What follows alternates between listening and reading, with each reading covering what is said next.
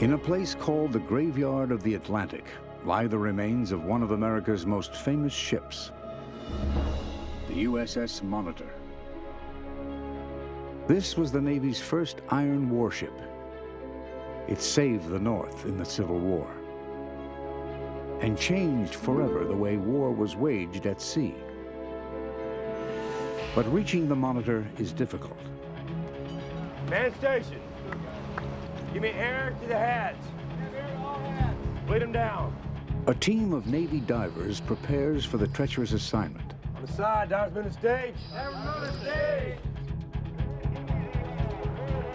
For now, the seas are calm. Find Dyer quickly. But in an instant, conditions can change, putting ship and divers in dire jeopardy. Hold the stage straight. It's a deep dive, 230 feet to the ocean floor. Powerful currents and sudden storms are a constant threat.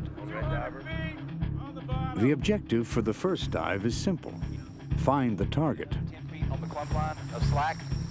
That's correct. We don't have enough fish to really determine where we are. Understand. But suddenly, the divers run into trouble. Hey, driver. A strong current whips across the bottom. It's really stirred up down here. Visibility plunges. Really pulling right now. My umbilical is pending about straight away from the sea. Red Diver. Yes. What is your status? On the surface, anxious moments pass. Listen up, guys. The colonel did diminish a little bit.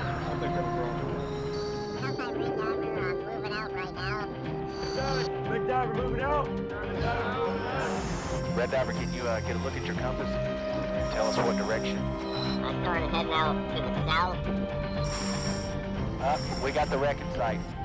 Why risk life and limb to reach this relic of a war fought long ago? I believe so. Okay, topside. Because now the Monitor itself needs saving. The hull is collapsing. It's collapsing at a really rapid rate, much more rapid than we expected. You guys need to talk to me, man. I'm getting really close here. Here we are. In a race against time and the elements, the divers will try to raise the ship piece by piece. The Navy has come to rescue one of its own. I'm starting to run out of time. Run out of time. We're gonna need you to get back to the stage.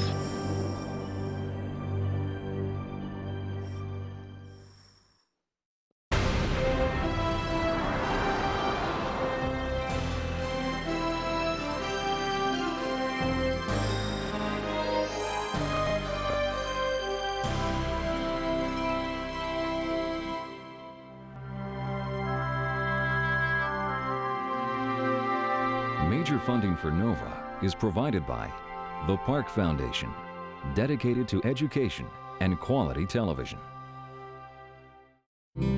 We see 400 employees in 3 years. At Microsoft, your potential inspires us to create software that helps you reach it. Your potential, our passion. Science. It's given us the framework to help make wireless communications clear. Sprint is proud to support NOVA. And by the Corporation for Public Broadcasting, and by contributions to your PBS station from viewers like you. Thank you.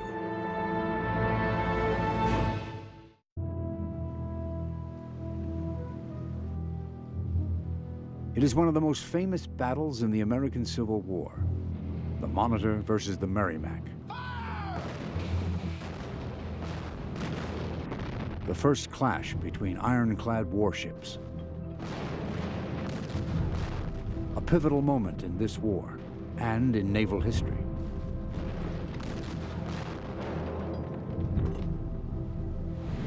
The Monitor literally changed the face of naval warfare overnight. And its most unique feature is still seen in warships today, and that was its revolving gun turret. But it really has not only gone down in history as a marvel of American naval technology, but it's just somehow struck that chord with the American people that it's something we all remember from our school days. John Broadwater is in charge of the marine sanctuary which now protects the Monitor. He's launching a long-term plan to recover the ship and to understand why she became such an instant legend. The wreck lies on the Atlantic seafloor under 230 feet of turbulent ocean. To get an idea of the dangers ahead, project historian Jeff Johnson has brought on board two models. It represents One shows the Monitor as a state-of-the-art iron warship. The other, the wreck today. Somehow, the hull has come to rest upside down on its famous turret. The turret was held on the center of the ship by gravity. The night the Monitor sank, she was filled with water. She just kind of laid back in the water, hit stern first, which explains the stern damage. The turret was physically held on by gravity, and as the turret impacted, as the ship impacted, the turret just kind of rolled off, laid in the bottom, and the hull just came to rest on top of her. Both the hull and the turret are upside down, which really kind of makes it hard to recognize. The Monitor is not only hard to recognize, but being upside down makes it dangerous to work on. Jagged pieces of metal can easily snag divers. The Monitor is just one of several thousand wrecks off Cape Hatteras on the North Carolina coast. The reason? Two powerful currents collide here. The warm red Gulf Stream sweeping up from the south, the cold blue Labrador Current flowing down from the north. And because these two seas are quite different in temperature and composition, they mix here and they cause all sorts of unusual weather patterns, and it's very unpredictable. And it earns its name. We've certainly had our share of trouble with the graveyard of the Atlantic. John Broadwater has enlisted the services of the U.S. Navy's Mobile Diving and Salvage Unit, too. For these divers, precision archaeology is a completely new line of work.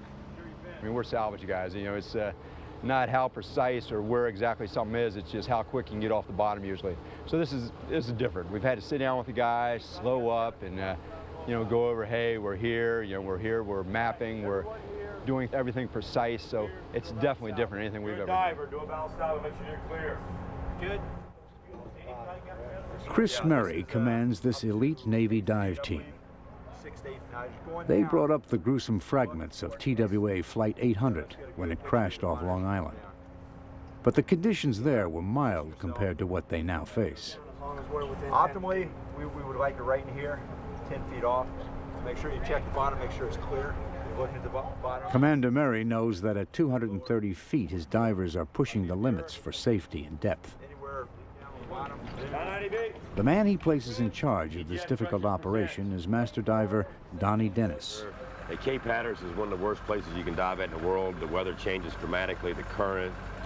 You've seen it, the sea state out here. And kind of this is like our way of proving ourselves, hey, we can work at this depth in these conditions and still be productive, because this salvage job is unlike any I've ever done. Give me air to the hats. Air to all hats. Bleed them down. Anything other than this is not acceptable. Hard hat diving is as old as diving itself. There's still no better way to get heavy objects off the bottom. I told you guys this, man. You got to do it this way. If you don't do it this way, it's not acceptable. Snaking behind each diver is an umbilical. Yellow, green, red. Red and green diver will go into the water.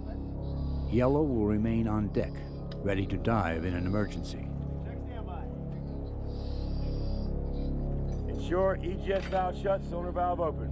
The umbilical delivers the diver's breathing mix, hot water to keep him warm, and a communications link. On the side, divers moving the stage. Give green 2. On the side, divers going up and over. Get it fired up a little bit because we've got to go down fast. Even with all the careful preparation, getting divers over the side is a tense procedure. Stop! I didn't say go down! Charge, left surface, mark time. Once in the water, the divers are switched from air to mixed gas. Husky Navy baritones are transformed by helium into Alvin and the Chipmunks. Mixed with oxygen, the helium replaces nitrogen, a component of air, which at depth can send divers into a drunken stupor. On the way down, all goes well. But on the bottom, the divers once again encounter a ripping current.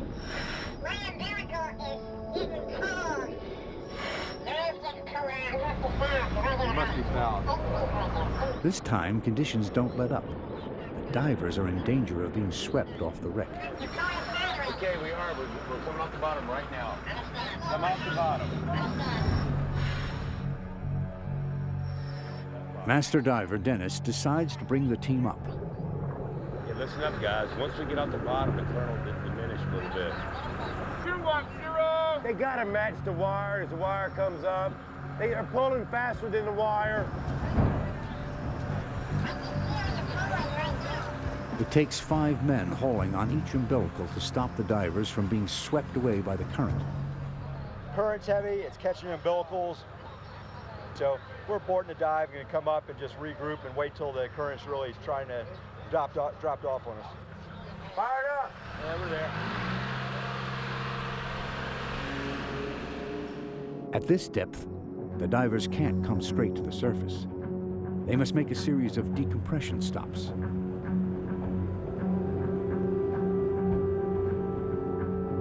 The divers are still not out of danger when they get back on deck. Gases forced into their tissue by pressure begin to rapidly expand. Okay, let's get them unhatted, come on. The surface team has just minutes to get them into an onboard chamber. It is chin strap. How you doing, Dow? Where they will complete their decompression. Get on the valves there, Dyer. Air protection on, give me an okay in the window. It will take an hour and a half to return their bodies to surface pressure. On the bottom, okay in the chamber? The divers must wait for conditions to improve before they can risk another dive and finally start exploring the Monitor.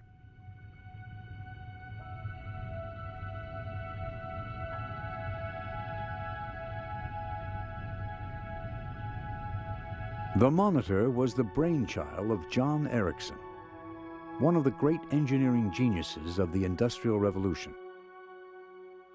John Ericsson was an engineer's engineer in that he was a calculator and he was a draftsman.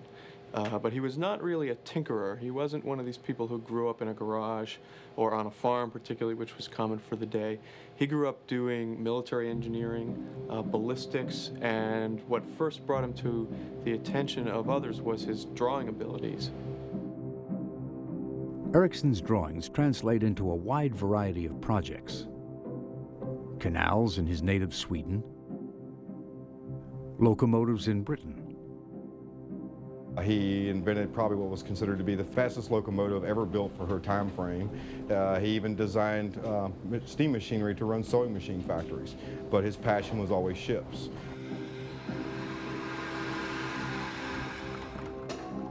The steam engine, developed by the Englishman James Watt, achieves the ingenious breakthrough of rotary motion.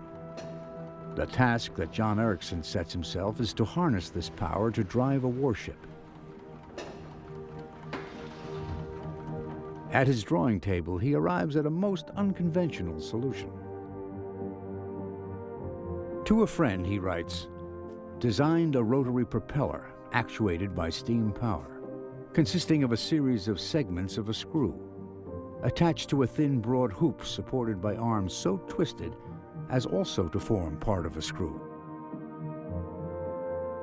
The result is the world's first screw propeller, the forerunner of those that power all modern ships." On London's River Thames, Ericsson demonstrates his idea, using a vessel a little smaller than one of today's tour boats. But support for his invention comes not from England, but the United States. The first warship to be powered by Ericsson's new device is the Princeton. Built for the U.S. Navy, it looks like a traditional sailing ship. Yet, as the hull design reveals, engine and propeller are neatly housed below deck, protected by the surrounding water. But when the Princeton arrives in Washington, disaster strikes.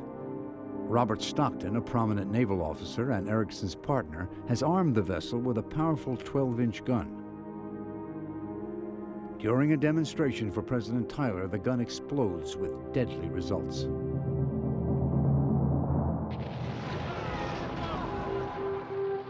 And it killed 6 people, including the Secretary of State and the Secretary of the Navy.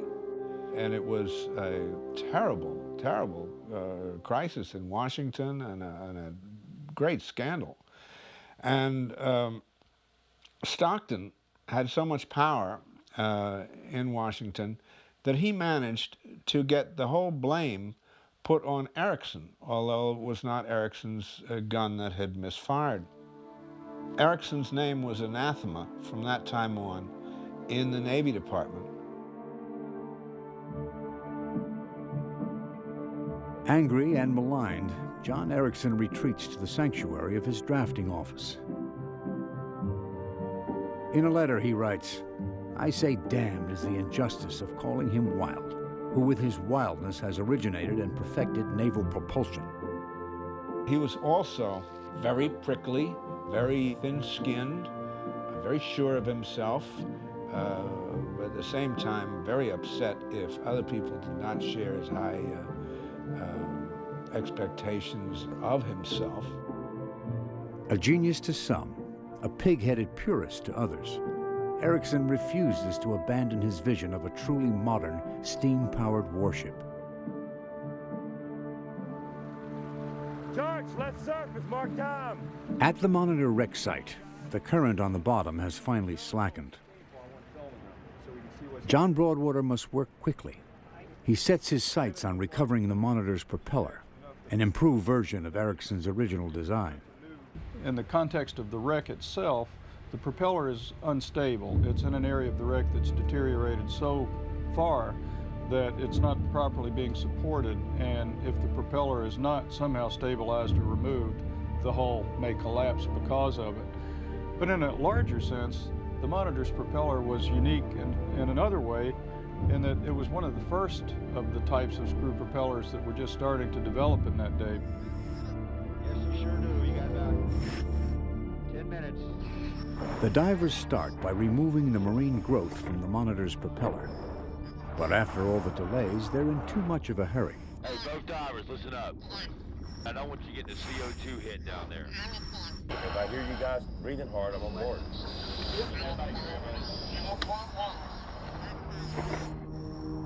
Over the course of the day, the divers successfully clean off the propeller.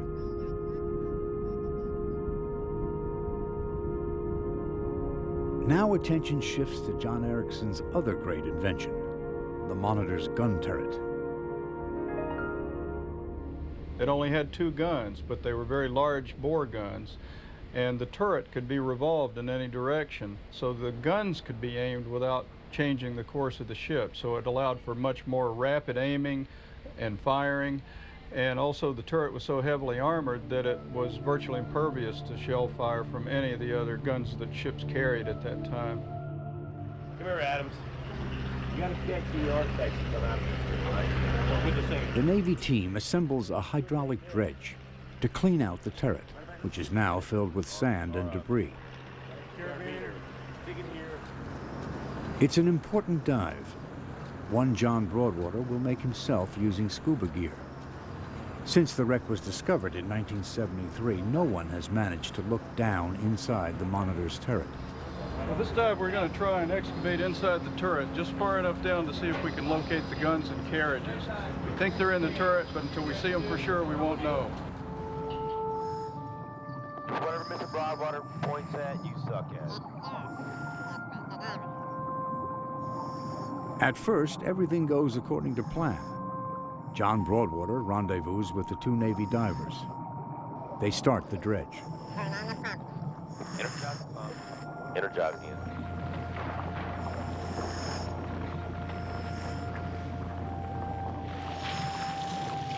But the dredge is too powerful and could destroy whatever's inside the turret.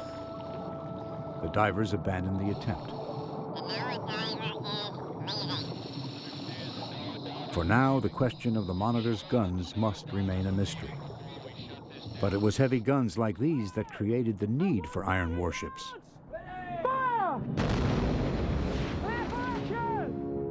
By the 1850s, John Ericsson and other naval engineers face a major new challenge.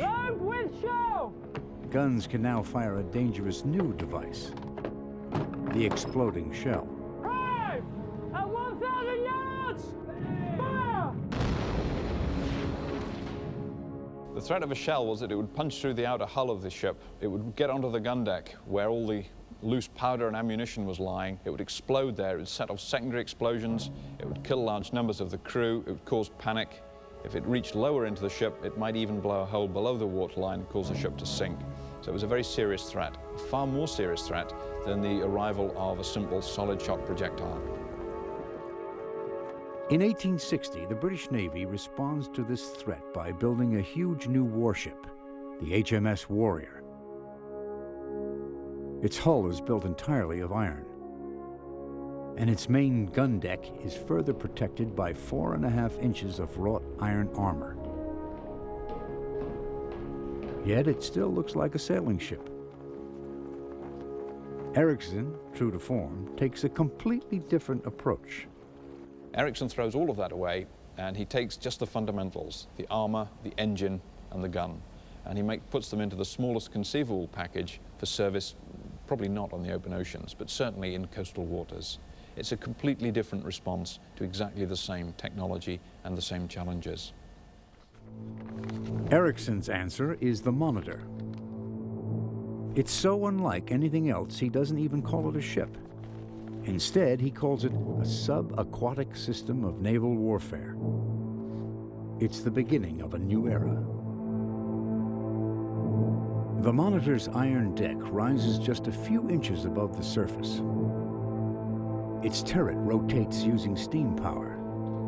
Now the guns can be aimed in any direction without the ship changing course. To protect the turret, Ericsson covers it with 11 inches of wrought iron armor.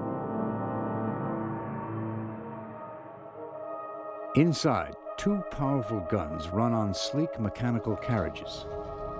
What matters now is not how many guns a ship carries, but how powerful they are.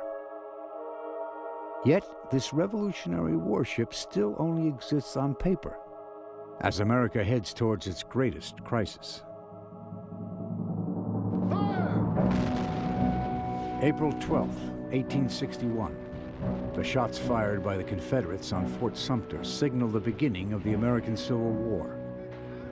Technology is destined to play a major role in this bloody conflict. A newly elected President Lincoln turns to veteran General Winfield Scott for advice.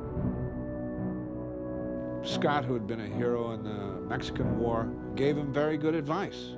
He said the only way they could possibly win in a war against the South was to actually surround the entire South and squeeze it, as he said, like an anaconda. This became known as the Anaconda Plan. And the single biggest part of it was that there had to be a blockade that would run all the way around the 3,500 miles of the Confederate shoreline. But the Confederates strike back, seizing the nation's most well-equipped shipyard at Norfolk, Virginia. Retreating Union forces scuttle and burn several ships. One of them is the steam frigate, the USS Merrimack. But one thing I find amazing is how little headroom there was, and what it must have been like to have fired one of those cannons. In the workshop of the Navy's model ship collection at the Naval Surface Warfare Center, Colin Ratliff examines plans for the Merrimack. The same plans that Confederate engineers began poring over in the early summer of 1861. All of them there, sort of like being stuck in an attic. Searching for a new way to break the northern blockade, the engineers hit upon an ingenious idea. Now the Merrimack, of course, burned, and this area here was destroyed. And this left the lower portion of the hull that you see here. This is what was left. The engines were in the middle, probably a lot of debris and stuff in the middle, and this was right there tied at the dock. The South raised this They took the hull, they towed it to their dry dock, which they had intact after the Union abandoned the yard, and they built this on top of it. This was the armored casemate of the CSS Virginia, and this is the instrument that they needed to break the blockade. With sloping armored sides, the Merrimack is transformed and renamed the Virginia. This was the pride of the South. This was their #1 warship. And the Yankee Navy had absolutely nothing with which to combat this very serious threat. Scrambling for an iron ship of its own, the Navy turns to the man it has so long rejected. John Erickson suddenly finds himself with a contract to build the Monitor. Erickson had a time constraint of 90 days to complete a warship. Actually, pretty much unheard of in United States history, maybe even in the world. The way he accomplished this was he built this vessel entirely out of flat iron plate. He made everything rigid and strong by attaching angle iron to the back of it. Erickson was so precise in his mathematics and his calculations that as this ship came together, all these parts were delivered, everything virtually fit with little or no alteration. We would like to know if you can get your hands around the plate and move the plate. Several of the iron plates with which Erickson built his ship so rapidly have come loose.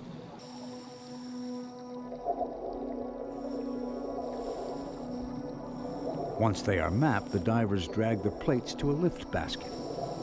The thickness of the iron will show how fast the Monitor is deteriorating. Okay, divers, red and green, stop what you're doing and move back to the stage. Stage clear to set down. Check red, check green. When the deck plates are hoisted on board, their condition sends a chill through John Broadwater. And we can see by this plate, this was a ½ inch thick iron plate, and it's literally paper thin now. Remember there were a couple hanging? And this really just underscores what we've been saying about the wreck is really just in its last stages of deterioration before collapse. So 136 years ago, these rusty remnants were state-of-the-art technology. On January 30th, 1862, the Monitor is launched in New York. 2 weeks later than the contract stipulated, but still ahead of the Virginia. To the surprise of some naval experts, the ship floats, exactly as Erickson predicted. But only now is the vessel's true character revealed. The most revolutionary aspect of the Monitor, apart from the turret itself, and I think in some ways more than the turret itself, was it was really a part submarine. This was a semi-submersible craft. For the first time in naval history, the whole crew lives below the waterline. With an eye on future Navy business, Erickson furnishes the officers' quarters lavishly at his own expense. He also installs more than 40 patentable devices, including a forced air ventilation system and the first flushing toilets on a ship.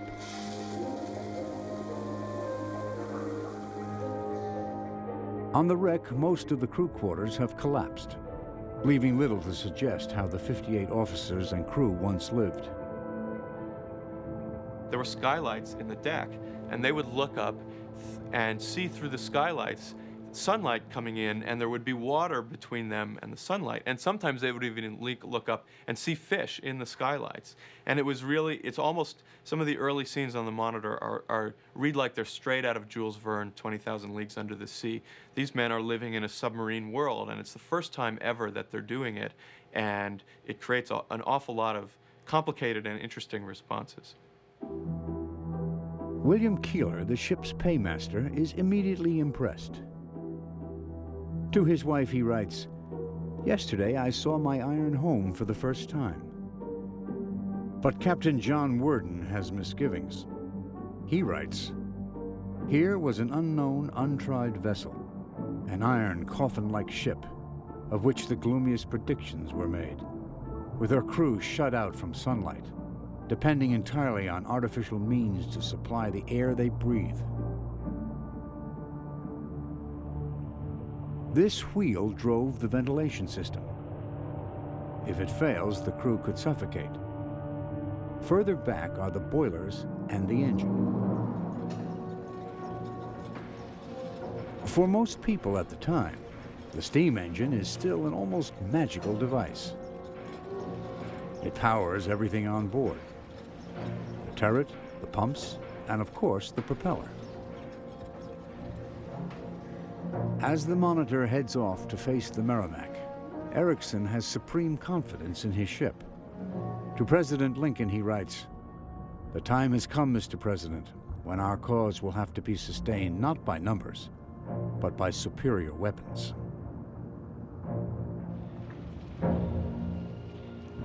On March 8, 1862, the Monitor steams into the battle zone. Events that day and the next will go down as one of history's most famous naval engagements. The tail of the Anaconda encircling the South is coiled tightly around Chesapeake Bay. One of its inlets, Hampton Roads, is the key to the blockade. Union forces control the northern shore and access to the sea, but the southern shore and the port of Norfolk are in Confederate hands.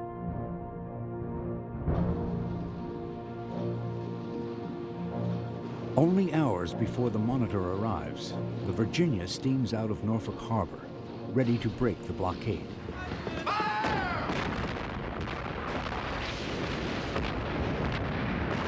In quick succession, she destroys the Cumberland and the Congress, two of the main ships of the northern blockading fleet.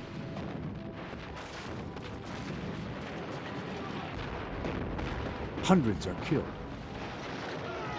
The era of wooden sailing ships comes to a sudden and bloody end. A third ship, the Minnesota, has run aground, and like her sisters, seems doomed. The next day comes, the Virginia gets underway. She heads right away towards the Minnesota. But in front of the Minnesota is this unusual little craft that they all can't quite make out. Comment has always been, it's a tin can on a raft. And it slowly gets underway and it comes towards the Virginia. And thus begins the great battle between the two. It's this, I mean, it was like a football game. There were 10,000 Yankee troops on one side of Hampton Roads. There were 10,000 rebel troops on the other side. They're all cheering as these two iron ships come at each other and batter away at each other.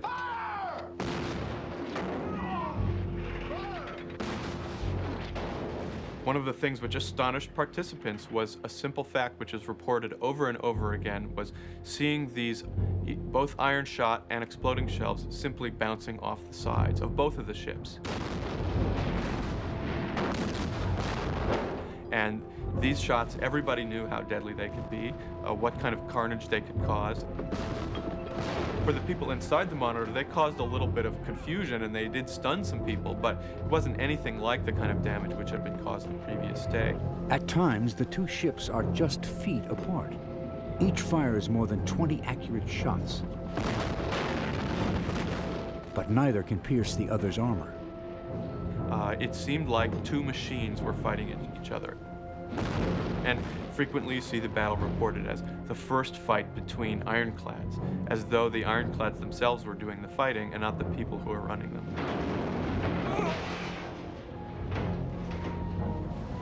After 4 hours, the two ships finally disengage, leaving no doubt that the future of war at sea belongs to iron ships.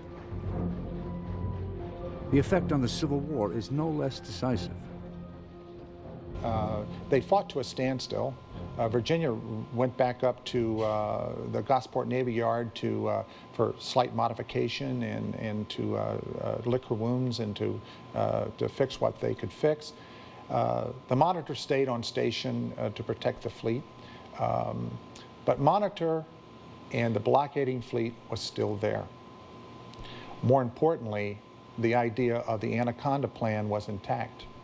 Henry Steele Commager, who was one of the top Civil War historians of all time, has always said the battle in Hampton Roads is more important than Gettysburg. And he's right. It saved the U.S. Navy's position, and it saved the blockade, and it kept Europe out of the war, and it made it possible for the Anaconda Plan to finally work and to actually squeeze the Confederate States. And all could have fallen apart if it hadn't been for this battle between these two little ships.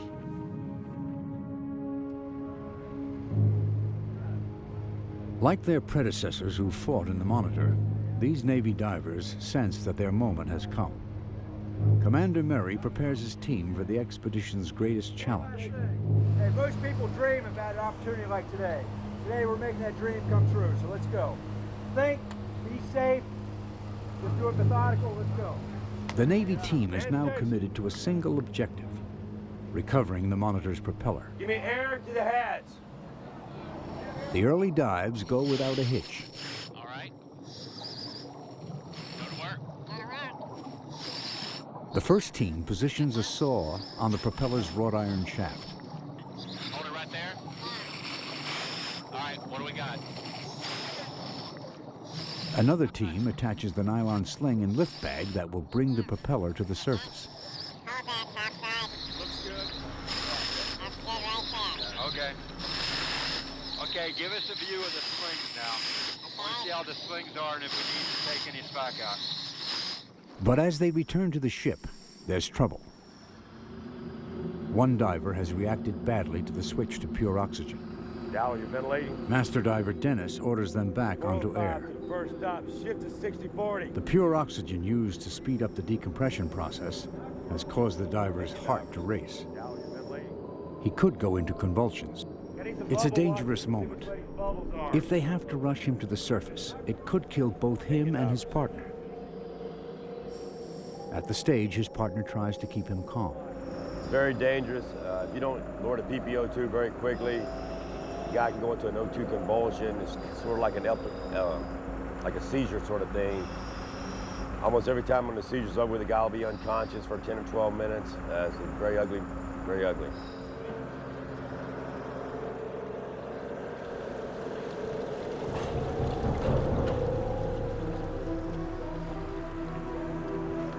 Come on. Careful with him, don't kill him, take him to his bench. Let's get him unhatted, come on. Get his chin strapped. How you doing, Dow? Get your neck down. Let the tenders undress you. Chamber team, man up. Once in the chamber, both divers will go through the decompression process all over again. Interlock door, air protection on, you're leaving the surface, move. Charge. Minute in the water column, minute 30 on deck. In the interlock, let the divers get comfortable, put them on oxygen, let me know when they're on O2.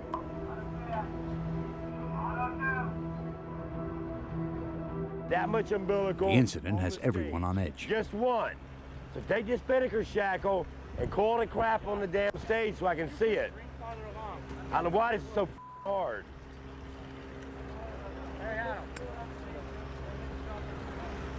90 minutes later, diver Dowell emerges safely from the recompression chamber. Just all of a sudden just hits you. I've never had an O2 problem before. And yeah, increased heart rate. It was kind of feel like your heart's trying to come out of your chest. And total weakness, shaking. And the incident has produced a hero. But we got a wall of shame for people who screw up. Cowan probably just saved that guy from going into a convulsion. So we're going to start a Hall of Fame. It's a motivation factor, you know. This is all in good fun right here, but the guy really deserves a pat on the back. You got any questions? No. Despite near disaster, the team goes right back to work. The Wall of Shame and the Hall of Fame's one dive away. Don IDV.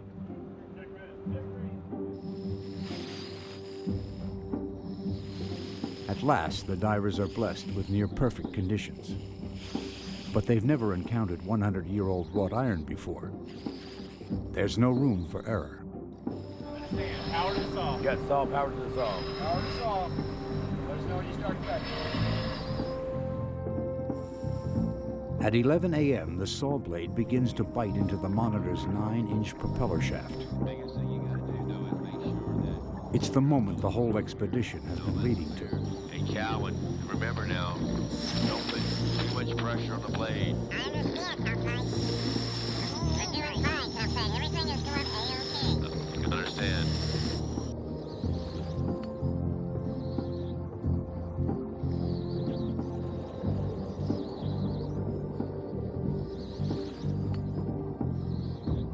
Cowan, how far do you think that blade has bitten into the shaft? Just about got the whole blade inside. Okay, good. About 1 inch, roughly. It's a 9-inch diameter shaft. By the end of the dive, the saw has gone just 2 inches into the shaft. The surface team rapidly calculates the time it will take to cut all the way through. At the rate they were cutting just now, there's no way one dive's going to cut it. Okay, so we know it's going to take 2 more dives to cut through the metal. I think we need to make a call here. Do we think we're going to have the weather for 2 more dives? 5 dives are the most they've done in a day. Today, they've already done 6. And a half-cut shaft could jeopardize the whole propeller. We're going to leave something very unstable down there. It's time for a dramatic move. They can't wait to get my name on that wall of shame. Running short of divers, Commander Murray takes a gamble. He decides to send 20-year veteran master diver Donnie Dennis to the bottom. If anyone can make the cut in 1 dive, he can. Anything else you need? Have a good dive. 30 good minutes. I'm freaked to death. John Broadwater, too, heads back to the bottom. Well, I'm anxious to see it. Sounds like they're almost ready on the cut. We're at least halfway through, and I'm anxious just to get a last-second look at it, and if we're lucky, we might even get to see it come loose. Should be a really neat dive. So the salvage veteran and the archaeologist head down together, each hoping that this will be the decisive dive.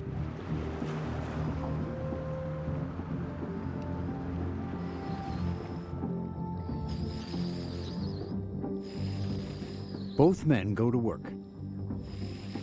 John Broadwater checks the positioning of the nylon lifting rig.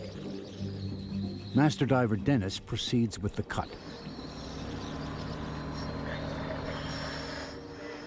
Suddenly, the saw begins to shake violently, threatening to break the blade. The pieces just fell off the shaft, making it hard to keep the saw in place. They extend the dive from 30 to 40 minutes. It's risky at this depth, and still the work isn't done. We'll get Dyer back up on the stage and go to work with the camera. You go to work, and we'll take it from there. Commander Murray has only himself now to finish the job. Well, we've got a stubborn shaft down here. We're within an inch, half an inch. Hopefully I'm just going down there to clean up. Report EGS pressures. John Broadwater and Commander Murray have been planning this expedition for months. Now everything hinges on one critical dive. All right, this is going to be it, right? This is the dive. It's got to be. Counting on you. It's got to be. Good luck. Set up rear of the helmet. Since dawn, Commander Chris Murray has been sending his men over the side. 7 sets of divers in all. It's more than anyone can remember in a single day. Tenders, check locking pin. On the side, divers getting to the stage. Divers on the stage. Stage handlers. For the 8th time, the stage is ready to go over the side. Everyone prays that the notorious currents will remain slack for just one more dive.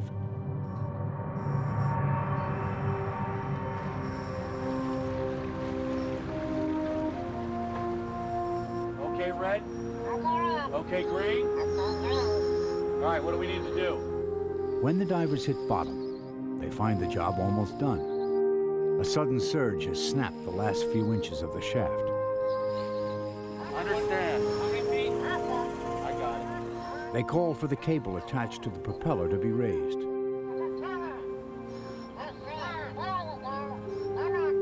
right, the screw is clear. With just a slow tug on the winch, the Monitor's historic propeller finally comes free. All right. Go ahead, Red.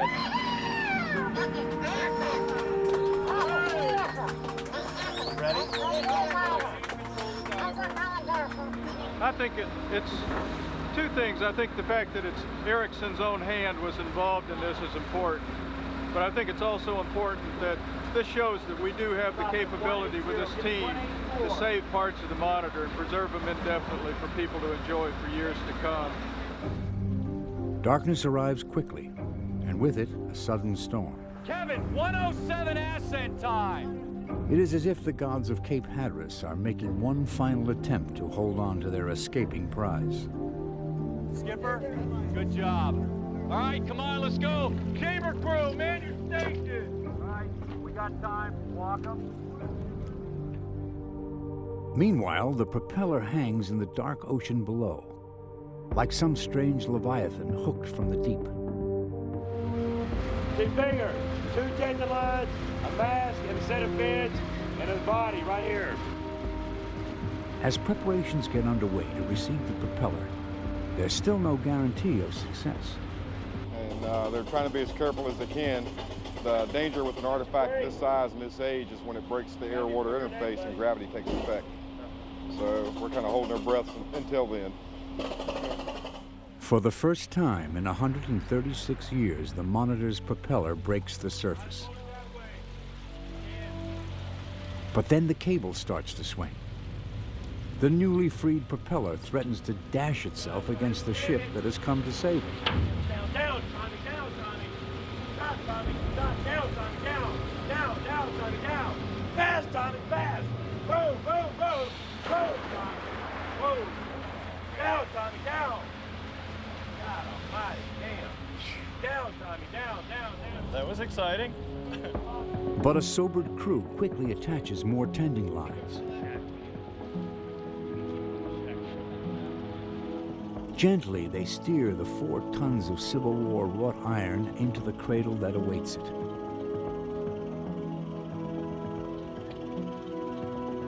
At last, the propeller rests safely on the deck. For the entire team, it's a moment to savor. It's a long time coming. She didn't give up easy. She fought us every bit of the way. We came through though. I think everybody thinks we want that down. Yeah. I'm on there a lot. We'll do a clean slate. Clean slate. I think it's a clean slate. And all the names are erased from the wall of shame. Things on deck, that's what counts. Up until last week, it was hard to even recognize it as a propeller. And somehow I think John Erickson may be smiling down on us tonight.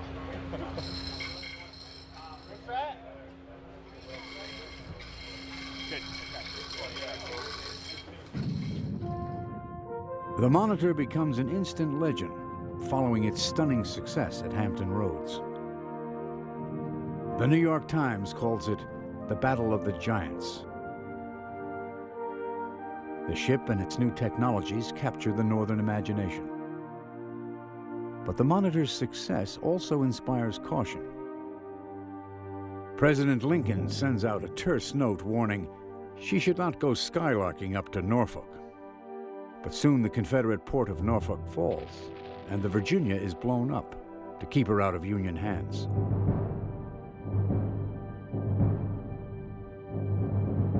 At the same time, there is a huge demand for more monitors. Erickson is soon building a whole fleet. Before the end of the war, the Union will launch no fewer than 61.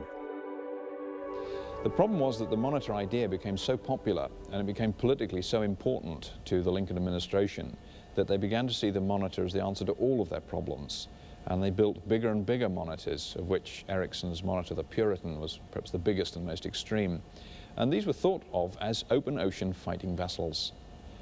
This was simply impossible. With a sea breaking over the top of the vessel, drowning out the turret and coming inboard, it was highly likely the vessel would sink. Would this be the fate of the original Monitor and her crew? In December 1862, while being towed south, she runs into a storm off Cape Hatteras. Around 7 p.m., one of the tow lines on the Monitor snaps, and the ship actually starts to tow very badly. She's pitching, yawing in the waves. And as the waves increased in height, actually instead of riding over them, half the time she's just slicing right through them because of the shape of her hull. As the night wore on, the situation got, critically worse. She starts leaking at the officer's hatch forward. She starts leaking at the crew's hatch aft. What really did her in was probably when she started leaking around the coal chutes, or the hatches for the coal chutes in the rear of the vessel. In the early morning hours of December 31st, 1862, the Monitor, with about a dozen men on board, slips beneath the waves. The stern, weighed down by the engine and other machinery, strikes the bottom first. The hull rolls over, and the turret, held on only by gravity, falls off. The upturned hull finally comes to rest on top of the turret.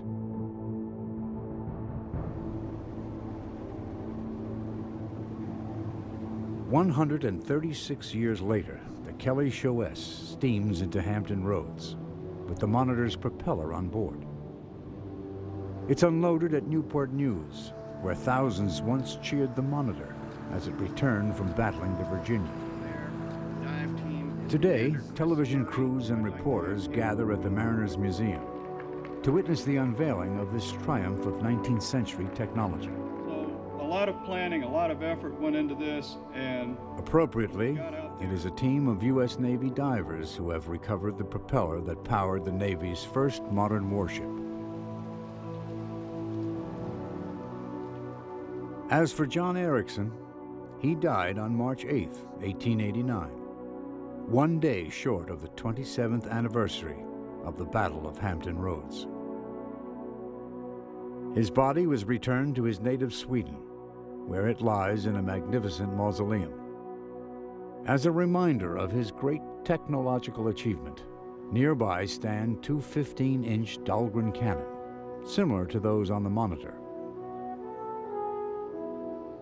At a critical moment, John Erickson built a revolutionary warship which played a decisive role in the Civil War, and perhaps turned the tide of history.